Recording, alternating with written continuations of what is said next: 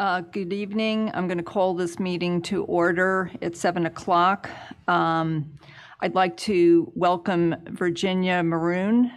She is new to the board this evening, and she is taking Susan Keller's place, who resigned the board in October.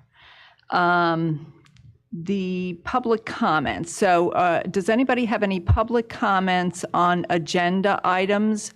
Only on agenda items. Anything else should be held to the end. Okay. I do not hear any public comment then. Minutes. The October 2022 minutes were distributed in a packet by Kathy Biddle. Does anybody have any comments or corrections to the minutes? No? Okay, can I get a motion to approve the October 2022 minutes? I make a motion to pass the minutes from October 2022. I second it. All in favor? Aye. All opposed? Okay. Communications, Kathy? Thank you. The Keystone Community Grant, solar equipment, all of the solar charging poles and benches have been installed at various libraries in Delaware County and one in Chester County. I have a list of what was installed at which library. So the Easttown Library in Chester County got 1 solar bench. The Marple Public Library got 2 solar benches. The Media Upper Providence Free Library got a solar pole. Newtown Public Library, 2 solar benches. Prospect Park Free Library, 1 solar pole. Ridley Park Public Library, 1 solar bench. The Ridley Township Public Library and Resource Center, 2 solar benches. Swarthmore Public Library, 2 solar benches. Tinicum Memorial Public Library, 1 solar bench. And Upper Darby Township Sellers Library Municipal Branch got 1 solar bench, and their main library, Sellers Library, received 2 solar benches. So the project is complete. And special thank you to Senator Carney's office and the Swarthmore Library for collaborating on this project. Are there any questions?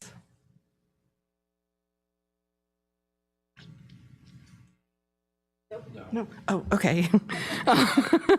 The next, you want me to just keep going? Yeah. Okay. The Penn State Partnership, Penn State University Libraries, Vero Library at Penn State Brandywine has begun a lending partnership with Delaware County Libraries. Now all Delaware County Library cardholders can use their existing public library card to check out books and other items from the Vero Library and other Penn State University Library locations. To begin the registration process, community borrowers are invited to visit the Vero Library at Penn State Brandywine, where they can create an online account. This account will enable users to request and renew books and other items. In addition, the online account will give them on-campus access to university libraries' licensed digital content, including hundreds of library databases, when using their Vero Library computer workstations or workstations at any other university library's location. A special thank you to the Middletown Library's Reference and Adult Services librarian, Laura Kuchme, for initiating the conversation, and to Delaware County Library's PR and Grants Coordinator, Teresa Dykes, for its completion. Kathy, does that extend to being able to use meeting rooms and stuff You know, that's a very good question. I know that you're allowed to borrow equipment, certain equipment they have. I don't know about the meeting rooms. That would be a question that you could ask when you visit the libraries. Okay, thanks. The next item is this 2022 year in review. In your packets, everyone should have received a document that is the 2022 year in review. I'm not going to read the whole sheet because you can certainly see all the items listed. But just briefly, we spoke about the strategic plan that we had adopted at the beginning of the year and sort of how all of our goals and priorities stemmed from that plan. We launched the mobile app. That was back in April for National Library Week. So that has been going pretty well. So far, 8,277 residents have downloaded the app, and it has been used 7,259 times to self-check items out. Some libraries do offer a self-check function, so you don't have to stand in line and wait. We've focused on sustainability this year. So, of course, with the solar poles and the benches, and also we've received a EV pool car to enable us to travel to the libraries. And we do have an electric delivery van on order. We're going to take delivery of that van in 2023. We've also received multiple grants. We were the recipients of $767,000 in American Rescue Plan funds. The grant for the solar equipment, the Library Foundation was very generous this year to the member libraries, and they distributed $56,000 to purchase ebooks and audiobooks and $14,000 for circulating museum passes. There were several smaller grants that we received from the Office of Commonwealth Libraries, GlaxoSmithKline, and the Community Foundation. And at the bottom, you can just see we have some statistics of what's happened so far. So far this year, we've issued over 16,000 new library cards. We've added over 67,000 physical items to our collection. As of November 30th, we've circulated over 1.9 million items. We've added 25,000 plus digital items. We've circulated close to 500,000 digital items, and we've delivered over 430,000 items from library to library. Are there any questions?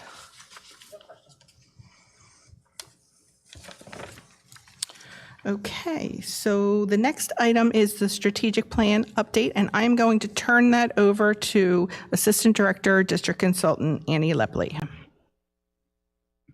Good evening. The DCL staff met with our strategic planning consultant, Cheryl Trent, on December 7th for our last contracted quarterly check-in. This was an opportunity for us to review progress, accomplishments, and challenges in this final quarter of the year and the year overall. We spent time finalizing some of the metrics and measurements that we'd like to follow in 2023 to ensure continued progress. And we spent time discussing our next steps to move the plan forward without the outside support services of Cheryl. So that was a really productive meeting last week. I'd also like to take a moment to recognize a few of our strategic plan superstars. We continue to see the work of the plan in action throughout the county every day in every library. But a couple special shout outs. We had staff at several libraries that collaborated with our youth services staff from the office, Sherry and Chrissy, for Library Card Sign Up Month story times. So Ariana from Sharon Hill, Carrie at Radnor, Alice at Yaden, Maria from Lansdowne, Emily at Norwood, and Vicki at the Media Upper Providence Library. And then I'd also like to give a shout out to some staff who worked with me to present for our annual trustee training. Latanya Berno, Elena Maddox, and Christina Rivera from Marple, Joyce Platfoot from Radnor, Leah Kulikowski from Furness, and Arlene Caruso from Newtown. Any questions about strategic plan? Thank you. and I'm actually the next item as well, the trustee training. This year's trustee training, which we titled Fundraising Extravaganza, was held on Thursday, October 27th via Zoom. There were 74 attendees, including trustees, friends of the library, and presenters. A post-session evaluation was completed by 29 of the participants. About 90% gave the program a 4 or 5 in satisfaction and reported learning new information and ideas. And 87% noted that they prefer that future trainings continue on Zoom. So we anticipate continuing these virtually moving forward. And we had 4 segments during the training that each of 4 libraries were highlighted with their real world fundraising ideas. So that's what the training actually was. Any questions? Thank you. Okay, moving on to item 5, the financial report for November 2022. That was distributed in the packet by Kathy Biddle electronically. Does anybody have any questions or corrections to the financial report? Okay, hearing none, can I get a motion to approve the November financial report? I make a motion to pass the financial report from November of 2022. I second it. All in favor? Aye. All opposed? Okay, administrators report. Thank you. So the only item that I have to share is the 2022 annual report. As we're all aware, all public libraries in Pennsylvania that receive state aid are required to complete and submit an annual report for the prior year. The 2022 report is scheduled to open mid to late January 2023 via the Counting Opinions website. This is a friendly reminder that an audit should be filed every year for libraries which receive $50,000 or more in state income annually. For those that receive less than $50,000, an audit should be filed every 3rd year with a financial review in the years that an audit is not required. Are there any questions? Okay, committee reports. Oh, did you have questions? No? No, okay. Committee reports? There are none. Okay. Then moving on to new business. The only item I have under new business is the creation of a nomination committee. We need 3 volunteers to put together the executive slate for 2023. Do I have any volunteers? I'll help. I'll help. Okay. And Doug. Okay, so I have Karen, Inder, and Doug. Thank you very much. Okay, and then old business. Kathy, do you have, do you want, should I mention the thing about the meetings? 2023 meeting listing went out, but there was an error on it. It says that we're meeting December 16th, and it's actually going to be December 21st. Yes, I apologize for that typo. Also, when we had met last time, there had been some discussion about the start time of the meeting, and 7 o'clock is the normal time for the meeting, but there had been a proposal for 6 o'clock. And before the board was going to take that under advisement, you had asked for a survey to go out to the member library trustees to get their feedback. So Annie has information. You don't have the information? Oh.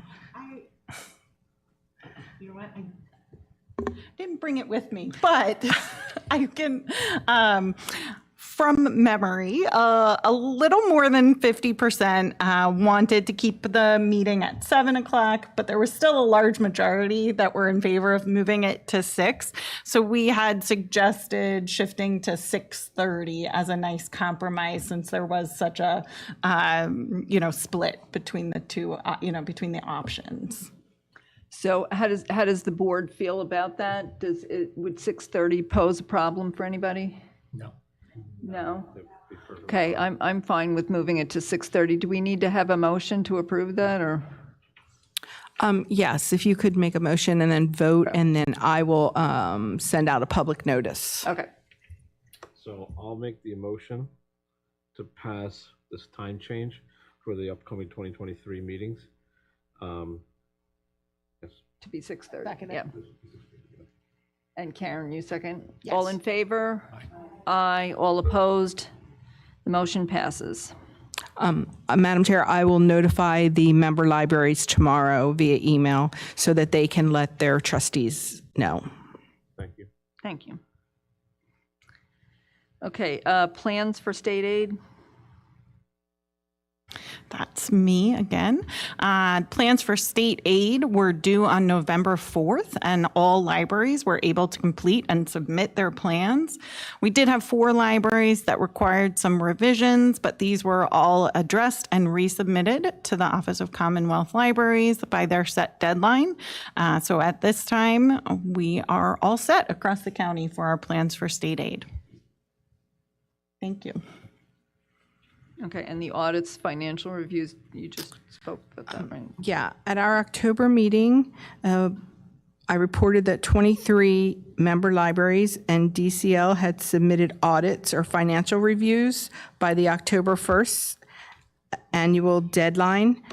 Documents for 2 additional libraries have since been submitted, and the requirement is considered met for 25 libraries. Regrettably, the Borough of Fallcroft Library did not submit their outstanding financial reviews and audit for reporting years 2019, 2020, and 2021, and their 2021-2022 state aid was forfeited. As such, we proceeded with the course of action discussed and approved at the October meeting of distributing funds equally to the remaining 25 member libraries, with each library receiving an additional $959.28. The checks were cut and mailed on Friday, December 9th. Are there any questions? Just a quick question, sorry. Sorry. Going forward, what are we going to do with Fallcroft? Is there anything we're planning? Fallcroft has until October 1st of 2023 to submit the documents to be eligible for state aid that will be dispersed in 2023. Okay. Okay, so I think that's it for old business. There's nothing else? No? You're correct. Okay. Public comments. At this point, people would be welcome to make public comment about either the agenda items or any other items, such as activities that are going on at your library or other items of interest. Does anybody have any public comment? Okay. Oh, go ahead. Yes, if you could please step forward and stand at the podium and state your name and what library you're from. Yes, good evening. My name is Mark Baca. I serve on the board of the J. Lewis Crozier Library in Chester, PA. So I had more of a question, and I was thinking about this with the situation in Ukraine. I know things with libraries are probably farther down the list of things that have had damage or or loss over there given the conflict. But it may question I may be ignorant of how this works. But within our library system, are there from time to time certain numbers of items that are taken out of circulation that either end up getting destroyed or sold to the public in any substantial amount, where is there any sort of program either domestically or otherwise for some sort of coordinated sort of charitable thing for sending our extra materials? It could be to a any sort of underserved community in the U.S., or like I said, somewhere where there's English materials that might be useful in some other part of the world. I was thinking about, Ukraine, but there could be other things. So it was a question, and I guess a suggestion, for something to put farther down on the list for future planning if anything like that makes sense. So thank you. Thank you.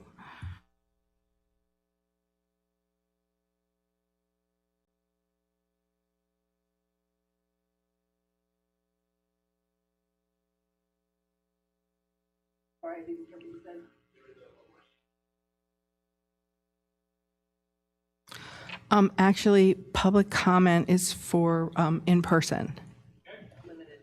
It is limited to in person. I will just make a comment. I do think some of the libraries have programs like that, and if you wanted to contact some of the individual libraries, I do think that they take items out of circulation so that they can add new books in, and I think they would have programs to make sure that the books that they're getting rid of are used again. So, okay. Hearing no other public comment, can I get a motion to adjourn? I make a motion to adjourn this meeting tonight. Second it. All in favor? Aye. All opposed?